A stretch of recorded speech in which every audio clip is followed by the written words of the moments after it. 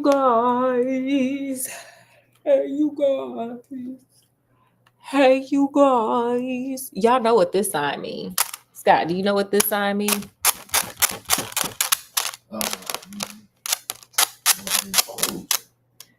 Scott don't be picking. Scott, look, I be trying to set it down. Scott don't pick it up. I throw the layup. He don't want to like alley oop it. It's just some days it works. A lot of days they don't.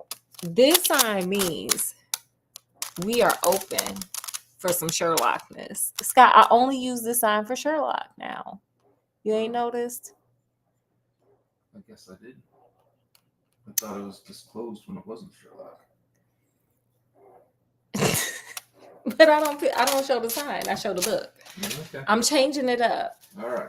I gotta pay better attention. Scott don't be paying no attention, but be acting like he do. The best actor, the Oscar goes to Scott for acting like he be paying attention.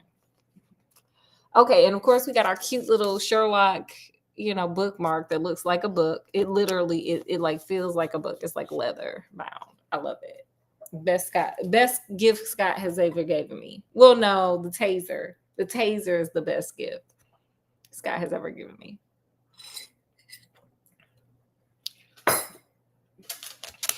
Okay, so as you guys probably have read the title, this is Sherlock should probably call 90 Day Fiance. Okay, boom. Because this is giving like, wait a minute, what are we doing? It's giving that. And it's a two-parter. Like in the book, and I'll just show you guys for reference. In the book, it's a two-parter. So we're going to stay true to the book. So you see like Wisteria. This is a big old book. You got, okay. Wisteria Lodge, then you got this one, then you got part 2. So it's a two-parter. Just so y'all don't think I'm just like making it up. I'm not, I promise. Or get the book and then you'll see it in there. So anyway, let's get started with it. You ready, Scott? Do you have any pre-words you want to say? No, I'm ready to get rolling. Sorry, I'm having some ginger tea because my tummy is just not having a good time today. And it's just cold. So sorry, I know I usually got my wine glass, but today, honey, we have crossed oceans of time to find you.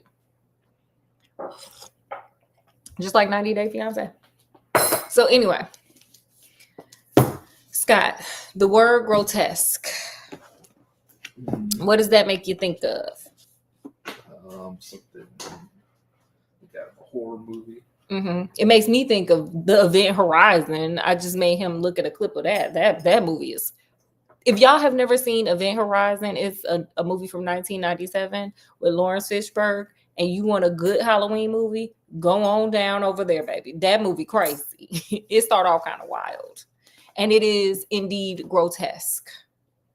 And this is how Sherlock starts it off. He looks at Watson and he's like, Watson, what do you think about the word grotesque? Like when I say that, what do you think of?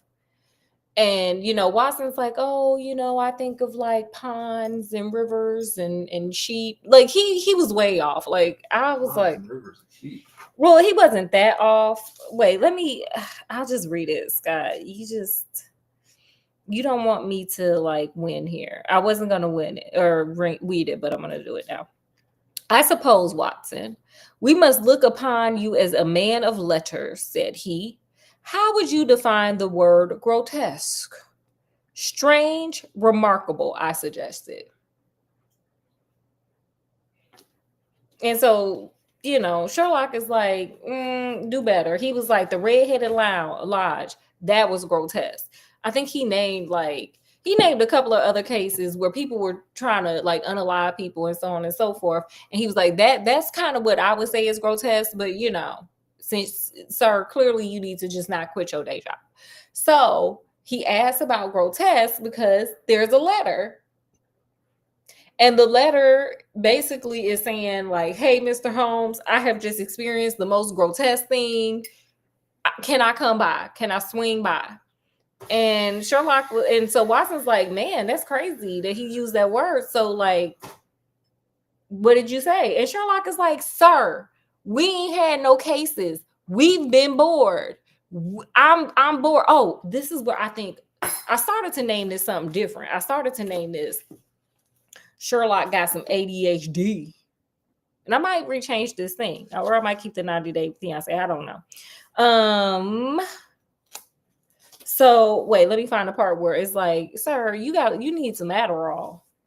But really, you tooting that you doing a little instead of Adderall because they ain't have Adderall at that point.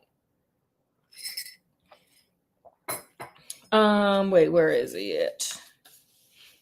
Oh, here it is right here.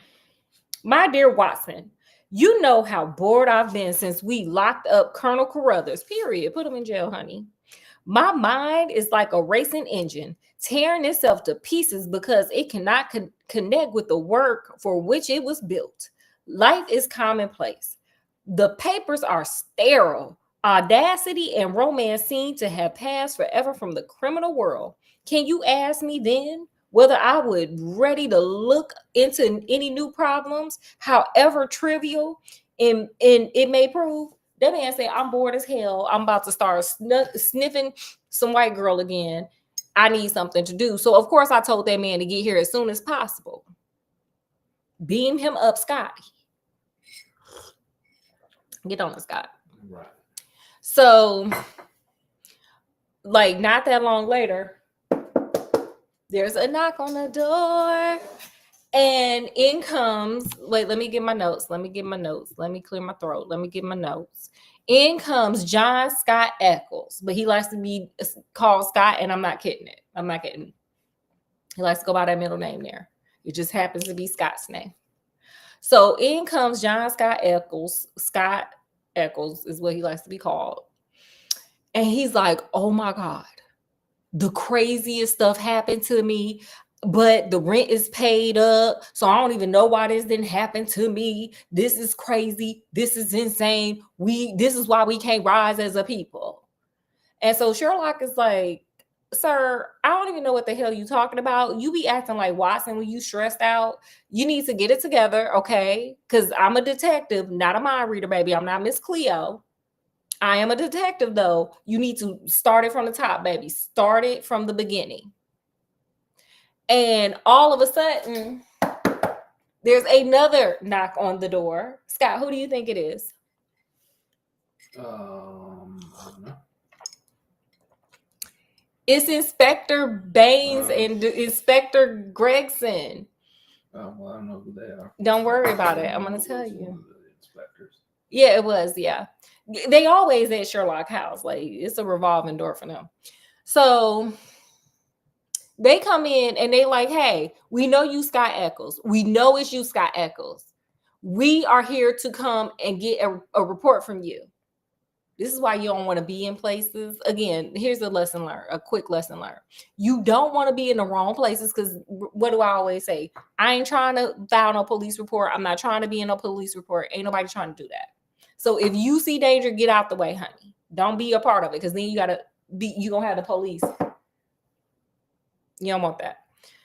So they like, hey, sir, we have been tracing you. We knew where you were. We need that police report. And Scott Eccles is like, I don't even know what's like, police report for what? And so Sherlock is like, okay, sir, wait, hold up. He just got here and I'm bored. I almost started some, I'm bored. So what you're not going to do is just bounce up in here and take this opportunity for me not to be bored away. So what we're going to do, he was like, look, Inspector Baines, he was just about to tell a story. You can use that for your record, but let this man tell me the story so I can have something to do. Okay. That's what he was saying. Kind of. Not, he didn't say that exactly, but it was close enough. Okay. I'm just saying. So, Scott Eccles starts telling his little story. And he's like, and now this is where I think it sounds like 90 Day Fiance. By the way, Scott likes to watch 90 Day Fiance. I've since let it go because I can't take it no more. But this sounds kind of like the plot line. So tell me how I do here, Scott. You ready? So my homie started off like, I'm just a bachelor. But okay, he said, I'm a bachelor, he said. And Being of a sociable turn, I cultivate large numbers of friends. Among these are the family of a retired brewer called Melville, living in, I'm not even going to try that word. Okay. In a mansion. He lived in a mansion. It was at his table that I met some weeks ago a young fellow named Garcia. Hey, Garcia. Hey, Garcia. That was for you, Scott. Oh. He was, I understood, of Spanish descent and connected in some way with the embassy. He spoke perfect English, was pleasing in his manners, and as good looking a man as I had ever seen in my life. I've heard that on 90 Day Fiance before. Have you not heard that? Where they go to Spain? Like, oh, baby. Okay, let's keep going here. In some way, we struck up quite a friendship, this young fellow and I. Hey. He seemed to take a fancy to me from the first, and within 2 days of our meeting, he came to see me at Lee. Hey, what that sound like, sir? Sounds like something's in the air. Hey, maybe love. Maybe he can marry him and he can get a green card. I don't know. One thing led to another, and it ended in his inviting me out to spend a few days at his house. Hey. Wisteria Lodge, between Easter and Oxshott. The place got some weird names. Yesterday evening, I went to Esther to fulfill this engagement. Hey. He had described his household to me before I went there. He lived with a faithful servant, a countryman of his own, who looked after all his needs. This fellow could speak English and did his housekeeping for him. Then there was a wonderful cook, he said, a half-breed, whom he picked up in his travels, who could serve an excellent dinner. Hey, period. I remember that he remarked what a queer household it was to find in the heart of Surrey, and that I agreed with him, though it proved a good deal queerer than I thought. I'm just going to read this out because this is basically the story. This ain't going to be that long of a lie, y'all, I promise. I drove to the place, about 2 miles on the south side of Esher. The house was a fair-sized one, standing back from the road with a curving drive, which was banked with a high evergreen shrub. It was a old tumble-down building in a crazy state of disrepair. Now, sir, didn't you just paint this out? It's kind of like 90 Day Fiance again. You know how like some people, like the people from America, be like, "Oh yeah, you can come on with me," blah blah blah. Then the people get to America and they like, "This is ghetto." Like, remember that guy who took that chick to the thrift store to go get her some clothes, and she's just like, what is this? So he got to the house. Now this man then talked it up. He's like, "Oh, it's great, it's wonderful, it's like Disney World, yeah, girl," or "Yeah, boy." And he get there and it's just trash. 90 Day Fiance style. When the trap pulled up on the grass-grown drive in front of the botched and weather-stained door, I had my doubts as to my wisdom in visiting a man who I knew slightly. Jasmine and Gino had the same thing. Remember, like his apartment was like disgusting. His house, she was just like, "Oh my God." And that's when you realize, like, do I really know this person like I think I do? I ain't never been in a house before. Let me find my place. Sorry. He opened the door himself, however, and greeted me with a great show of cordiality. I was handed over to the manservant, a melancholy, swarthy individual who led the way, my bags in his hand, to my bedroom. The whole place was depressing. Our dinner was a tete-a-tete. I don't even know what that is, Scott. What's a tete-a-tete? I don't know. Scott, you supposed to be looking it up. Oh my God, help. You want me to spell it for you? It's a tete-a-tete. TET dash A dash TETE TT a TT TT a TT. Private conversation between two people. Oh, I thought it was food. I'm over there thinking it's like tater tots or something with potatoes. Clearly, I'm hungry. Okay. And though my host did his best to be entertaining, his thoughts seemed to continually wander. And he talked so vaguely and wildly that I could barely understand him. He continued drumming his fingers on the table, gnawing his nails. Like, sir, I would have got up and left. Like, you're not about to sit up here, have me at this raggedy house of yours, not talking about nothing. Clearly, no food was served because I'm over there thinking of TT with some tater tots. Why are you torturing this man, sir? Release him back. Oh my God. Anyway. And then you sitting up there biting your nails. Don't nobody want to see that foolishness. And gave signs of nervous impatience. The dinner itself was neither well served nor well cooked. Okay, he did cook. And the gloomy presence of the weird servant did not help to enliven us. I can assure you that many times in the course of the evening, I wish I could invent some excuse to take me back to Lee. I would have any excuse. I would have been like, sir, and there ain't even cell phones. Oh, my daughter just called and I got to go home. Look, I would have just said anything and got me a car and got on out of there. Like, why you got to stay somewhere you don't want to be? Hey, quick lesson learned. If you somewhere you don't want to be, do not stay. You do not have to be polite. You don't owe nobody politeness. Was that man giving him politeness as he sat there like gnawing on his nails and serving nasty meals? What say you, Scott? Yeah. Okay, Scott ain't got. Scott don't never have much to say, but I'm saying it.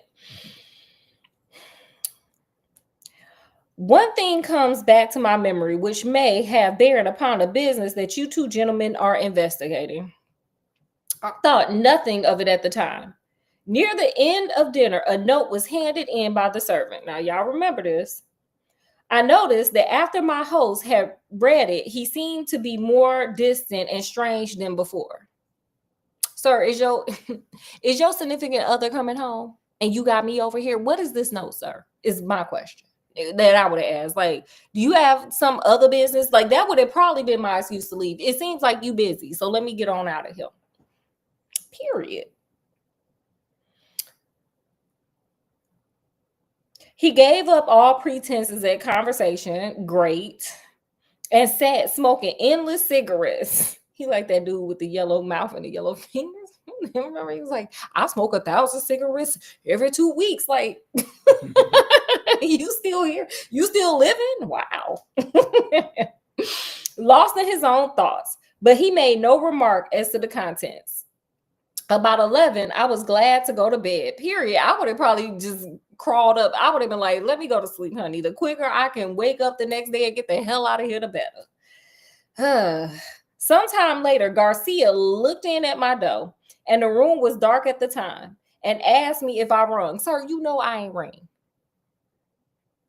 Or he should have just said, yeah, I'm ringing so you can get me a cab so I can get the hell out of here. Since you want to ask.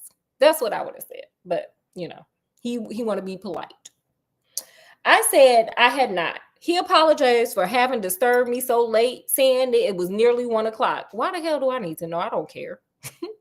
I dropped off. That's what he was thinking. I dropped off after this and slept soundly all night. Yeah, he was trying to get up out of there. And now I come to the amazing part of my tale. You ready, Scott? Y'all ready out there? Y'all ready? You wasn't amazed by all this? This man that picked this man up and told him come to the house and it's trash? I was, but now he's saying the amazing part's coming. So.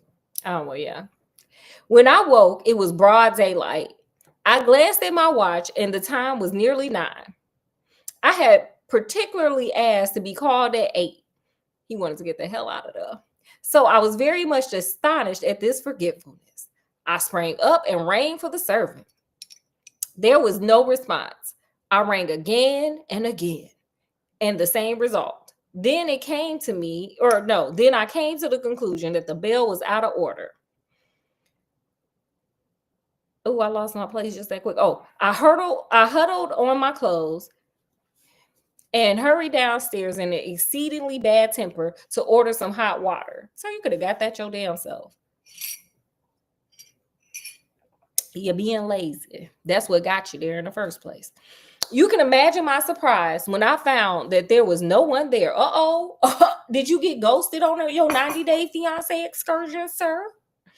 I shouted in the hall. There was no answer. Then I ran from room to room. All were deserted. My host has shown me which was his bedroom the night before. He probably was telling you, come on over.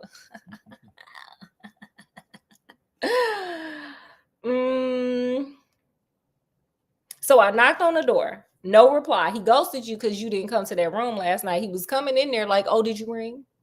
Did you? You know it's 1 o'clock. Everybody sleep. Probably was hoping you would come on over, sir. I turned the handle and walked in. The room was empty, and the bed had never been slept in. He had gone with the rest. The foreign host, the foreign footman, and the foreign cook had all vanished in the night. You feel some kind of way, don't you? That was the end of my visit to Wisteria Lodge. Mm-hmm. What you got, Scott? What y'all got? Mm-hmm. He said it was amazing. He meant it. So, Sherlock is like, wow, that's crazy as hell. The detective is like, mm-hmm. So, Sherlock is now looking, he's like, detective, okay, from what y'all saw, like, what's going on here? Like, what's going on? And, Scott was like, yeah, what happened to old boy? Like, he just dished me, and now y'all are here, so I'm assuming it's connected. And so, this is where detective, what was his name? Sorry. Baines was like, he unalived. We found him beat up in a ditch, downtown somewhere. Okay. He is no longer with us, sir. Okay. And the last person that is connected to him, we found a little letter in his pocket, sir. Okay. And it had your name on there saying that you was going to come spend some time with him. So we figured it was you. And that's why we need to interrogate you. We're going to interrogate you real nice and easy. Okay. This is the 1800s. So they probably would have beat him upside the head or something. I don't know. I don't know what they were doing at that time. So, he was like, well, okay, so Sherlock is like, okay, before you go and interrogate him, because this is my client now, he under my protection, what did y'all find like when y'all went investigating? And so, the detective was like, we did find that letter that you said was burnt. So Sherlock looks at it, and it's basically like, hey, you need to be part of the resistance, something crazy. And then it's signed D. And so Sherlock is like, okay, cool. I love that. And so, they basically had like basic clues of everything. They found the house. They found it messy. It was dilapidated. They found this letter that was partially burnt in the, fireplace. And so they was like, yeah, we love your story. But we found that letter in in his pocket on the body. And we don't know what this letter is about. We'll look into it, but you still need to come on down to this police station. That's what we need you to do. Come on with us, sir. Once again, if you see danger, run. If it seems wrong, if it seems like you might end up having to go down to the precinct, leave. Just leave. You don't want no parts.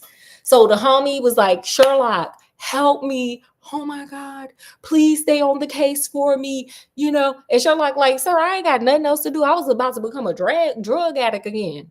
Okay. I was about to become a full-fledged drug addict. I'm so bored. So don't worry about it. I got you, sir.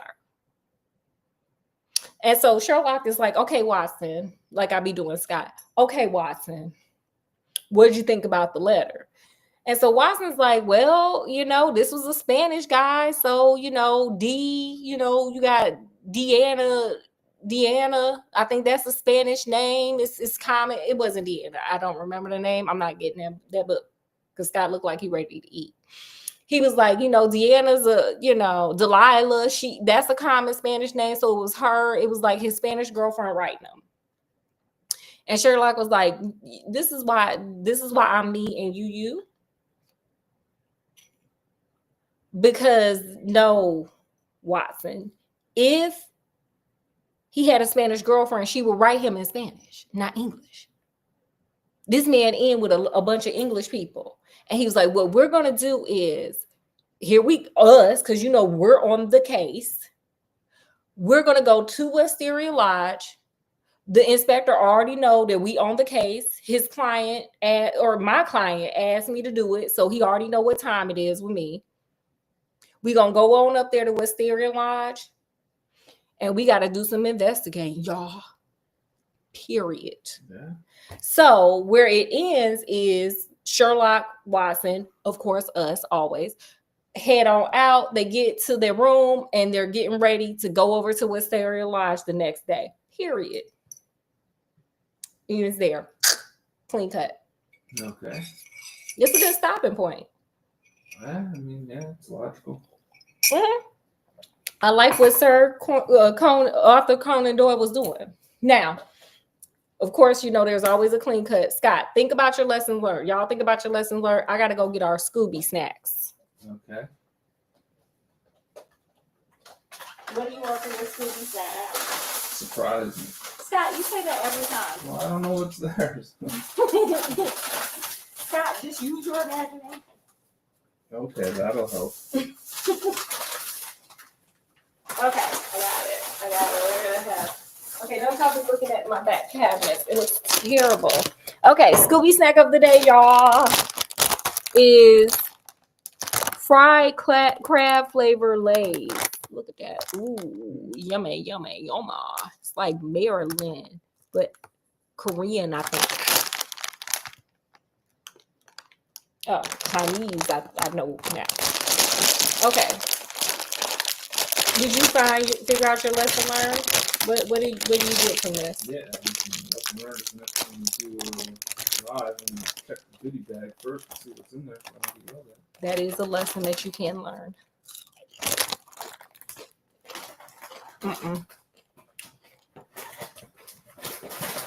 That's not my favorite flavor. You know what it reminds me of? It's too fishy.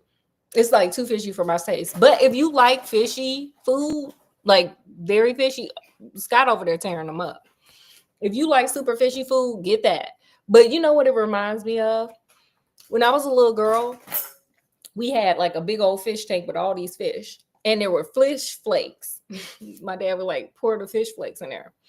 I tried them. I was like, let me try some and see what's going on here. It tastes like that. Like the fish flakes that we used to feed our fish in the fish tank. That's what it reminds me of, strangely. Yeah, it's very fishy. That's a good way of describing it. Mm-hmm. So you definitely taste the crab, but it's not like necessarily good crab flavor. It's like a fish flavor on a crab shell. Yeah, it's very fishy.